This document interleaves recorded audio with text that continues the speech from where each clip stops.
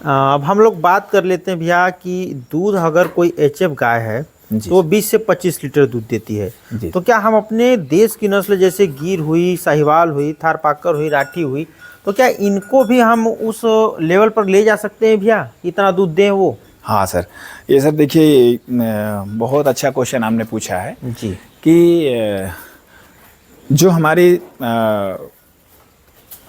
पूर्वांचल की जो हमारे इधर की धरती है, धरती है। सबसे ज़्यादा जो काम इधर की जो नस्ल है हमारे यहाँ, वो साहिवाल, हम्म। इसके बाद आपका देसी नस्ल की जो गाय आती हैं, गिर आ गई। गिर आ गई, इसके बाद थारपारकर है ना, जी। कंकरेज, तो ये सब गाय हैं। अब रह गया सर, देखिए जो हम लोग ज़्यादातर मैंने देखा है कि जितने भी डेयरी के लोग हैं, डेयरी फार्मर्स जितने भी हमारे हैं, जी। वो लोग चाहते हैं कि हमारा कोई ऐसी गाय खरीद के लाए जो गाय हमारे आते घर में ना 30+ दूध देने लग जाए। हाँ। तो सर देखिए, कोई भी चाहता है कि जो पशु लेके आऊं तो मेरे को प्रॉफिट वाला काम हो। जी जी। लेकिन देख, मेरा यही मानना है कि हम ये चाहते हैं कि देखिए जो एचएफ नस्ल जो है, एचएफ का मतलब होता है हॉलिस्टीन फ्रीशियन। ये 2 गायों को मिलके एक गाय बनाई गई थी, ठीक है। और ये आज नहीं, ये करीबन 1852 की कहानी है ये है। ये भी कहीं नीदरलैंड की बात है, वो वहाँ से ये सब शुरुआत हुई थी। तो कहने का मतलब है कि वो चीज़ों से बहुत शुरू में किया था, लेकिन वो लोग हमसे पहले जो जितने भी विदेशों में डेयरी हमारी जो यहाँ पे बहुत हम पीछे हुए हैं, अभी पिछड़े हुए हैं। लेकिन सर हम ये जानना कहते हैं कि पिछड़े भले हैं लेकिन हम जागरूक हो गए हैं अभी। हाँ। ठीक है, अभी हम जागरूक हो गए हैं। और मेरा यही है कि जो अभी हमारे पास जेनेटिक बुल्स आए, ठीक है जी। तो सर जैसे हम जेनेटिक जो हमारे बुल्स हैं ना, उसके जो सिमन्स हैं हमारे यहाँ, तो हम ये चाहते हैं कि, और चल भी रहा है कि हम एचएफ जो हमारी जो साहिवाल हैं, कुछ लोगों की धारणा है कि हमारी जो साहिवाल है वो 4 से 5 महीने के बाद दूध देना बंद कर देती है। और एचएफ है जब तक दूधते जाइए तब तक दूध देती है। लेकिन इसमें 2 चीज़ें सर, दूध लेना है, दूध के साथ में साल में एक बार बच्चा भी लेना है। ये मानसिकता बहुत अच्छी होनी चाहिए। अगर आप किसी पशु से, अगर एक पशु ला करके 2 साल 3 साल उससे दूध निकालते हैं, लेकिन आप उसको कंसीव नहीं करा पाते हैं जी, तो ये आपका फेलियर है। हाँ। और आप अगर देसी नस्ल की गाय लेके आते हैं, अगर आप 6 महीना दूहते हैं और कंसीव कर जाती है, तो ये आपका सक्सेसफुल है। अब 2 चीज़ हो गया। मैंने इतना तक यहाँ तक देखा है, इस 2 साल जो भी पहले भी था हमारा, एचएफ गाय सबसे ज़्यादा रिपीटर है सर इस पूर्वांचल के अंदर। सबसे ज़्यादा रिपीटर है। उसका सबसे बड़ा कारण यही है कि हम उसका बीसीएस मेंटेन नहीं कर पाते हैं।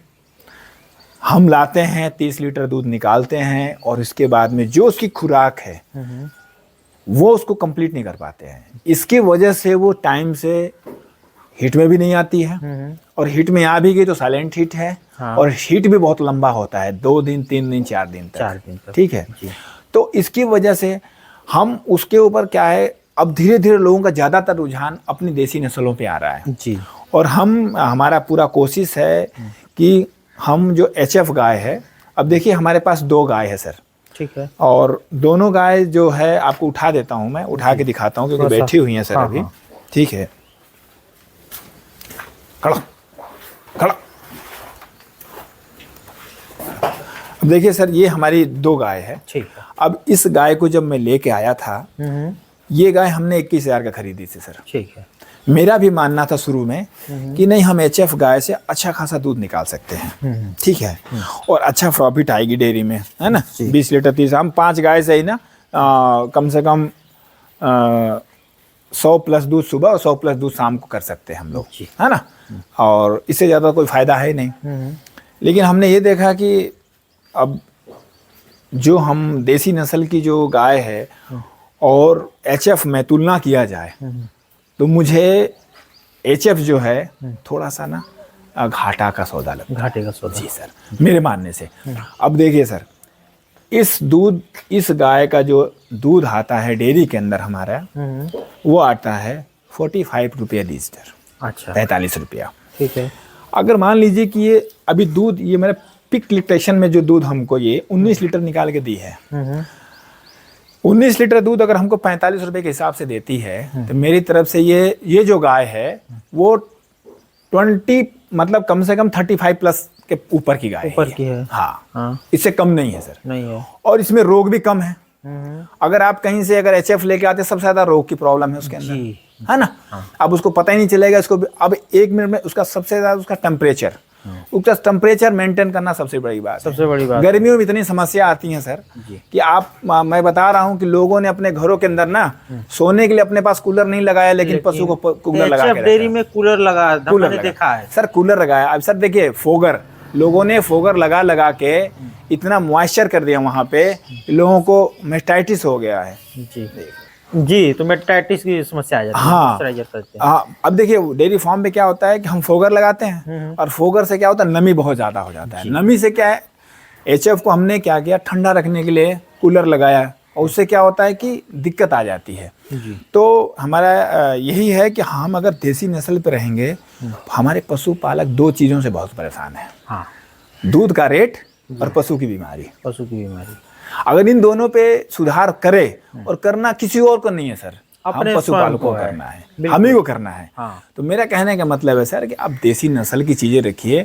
और मैं कहता हूं कि आज हम लोग ने एचएफ कहते हैं कि लगातार देती हैं, आने वाले समय में आप देख लीजिएगा कि हमारी जो साहिवाल हैं, अच्छी जेनेटिक्स बुल्स की जो आएंगे हमारी साहिवाल जेनेविक वाली, उनको देखिएगा, वो भी 305 प्लस दूध देंगे आपके। बिल्कुल। बिल्कुल। और लोग देंगे और अच्छी क्वालिटी के दूध देंगे। उनका 30 लीटर दूध, ठीक है, और हमारा जो है 20 लीटर दूध उनसे अच्छी क्वालिटी में और अच्छे पैसे में जाएगा। और साथ ही साथ A2 मिल्क। हाँ सर, आपने मिल्क की बात कर दी सर। अब देखिए सर, जो दूध है A1 A2 है ना, अब जितनी हमारी देसी नस्ल है, सबसे अच्छा A2 दूध मिल्क देती है हमारे यहाँ पे, A2 मिल्क देती है, और उसकी क्वालिटी बहुत अच्छी है। दूध बिजनेस के साथ में एक सेवा भावना भी है, सेवा भाव है ना। कोई हॉस्पिटल में पड़ा हुआ मरीज अगर हमारा A2 मिल्क पी करके, भले हमने उसका पैसा लिया है, लेकिन कुछ लोगों को पैसा देने के बाद भी कोई चीज नहीं मिलती है। अगर हमने पैसा दे करके अगर हमने उसको दिया और हॉस्पिटल में पड़ा हुआ हमारा मरीज अगर ठीक हो जाए, तो इससे बड़ी बात नहीं है। ये जो श्रेय जाता है हमारे पशुपालकों को जाता है, जो देसी ब्रीड पे काम करते हैं। जी।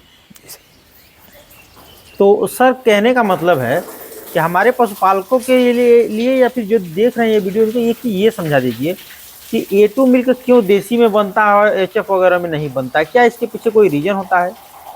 अब देखिए सर, एचएफ और देसी नस्ल में क्या है कि जो हमारी देसी नस्ल, यहाँ की जो वातावरण है, टेम्परेचर जितना भी है, वो जो है जिस गाय के अंदर दूध की क्वांटिटी ज्यादा होगी तो क्वालिटी कम होगी। जी सर, ये है।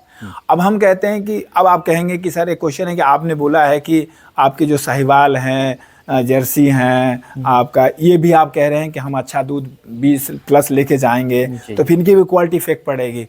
सर ऐसा नहीं है। हमारी जो दूध है हम 20, 22, 24, 25 तक लेके जाएंगे।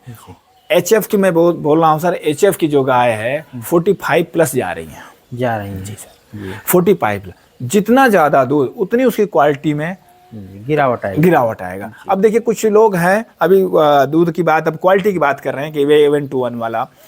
अब एक दूध होता है एचएफ का जिसका फेट आता है 1.5, फेट 1.5। अब 1.5 का जो क्वालिटी है उसका अगर डेयरी के अंदर रेट लगाया जाए तो मुश्किल से 18 से 20 रुपया या 22 रुपया।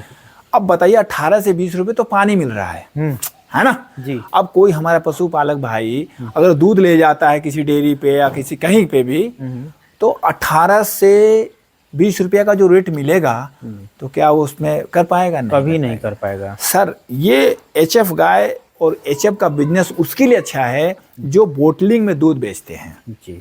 जो शहरों में 55 रुपया 60 रुपया जो बेचते हैं ना, उनके लिए जो वो पशुपालक एचएफ गाय पे ज्यादा काम करे, जिसका दूध की सेलिंग वो बोतल में करता है, वहाँ खुद के लोग लेके जाते हैं वो एचएफ गाय वहाँ पे सक्सेसफुल है अगर वो करना चाहता है। लेकिन मैं मानता हूँ कि भले ही दूध बेच सकता है, लेकिन जो संभालने की जो बड़े बड़े डेयरी फार्मर से भी हमारी बात होती हैं, वो भी अगर उनके फार्म पे 50 गाय हैं तो लास्ट में उनका क्लोजिंग जो होता है उसमें 10 गाय उन लोगों को निकालनी पड़ती है, उनको हटानी पड़ती है फार्म से। आप समझ जाइए आप कि मतलब वो ना कंसीव हो पाई हैं और न दूध पर रही हैं, तो उनको 10 गाय को ऐसे निकालना पड़ता है क्योंकि एचएफ में है।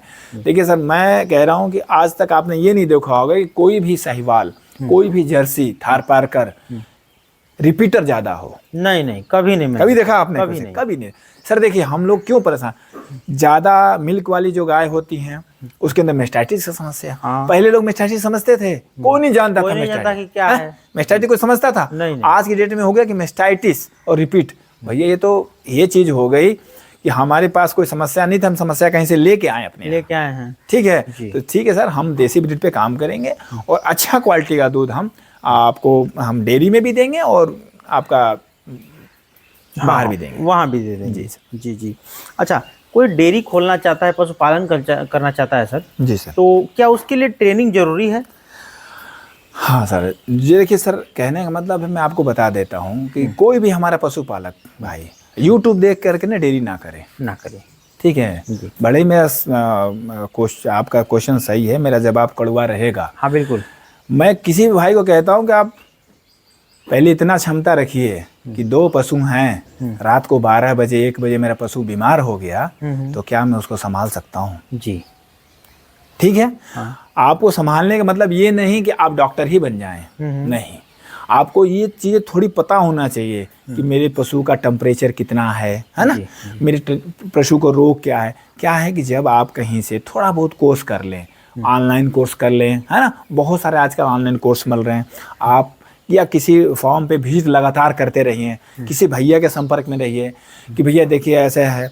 तो क्या है कि आप जब तक ट्रेनिंग ना करें, जब तक उसके बारे में ना जाने, आप दूसरा एक चैप्टर, इसी के 2 पहलू हैं। आप कुछ लोग ये सोचते हैं कि हम ना 20 गाय खरीदेंगे और 4 लेबर रखेंगे, हाँ पूरा काम हो जाएगा, है ना जी साहब। आज के ज़माने में मैं बता देता हूँ, अपोजिट हो गया है बिल्कुल, लेबर मालिक और मालिक लेबर हो गया है। ठीक है सर जी। तो यही है कि आपको इससे काम करना पड़ेगा। जब आप काम खुद करेंगे तब आप लेबर को भी बता सकते हैं कि आपने काम ये सही किया, ये गलत किया। अगर आप खुद काम करने की ये चाहते हैं कि नहीं, तो मैं ये कहता हूँ कोई भी पशुपालक पहले ये ना सोचे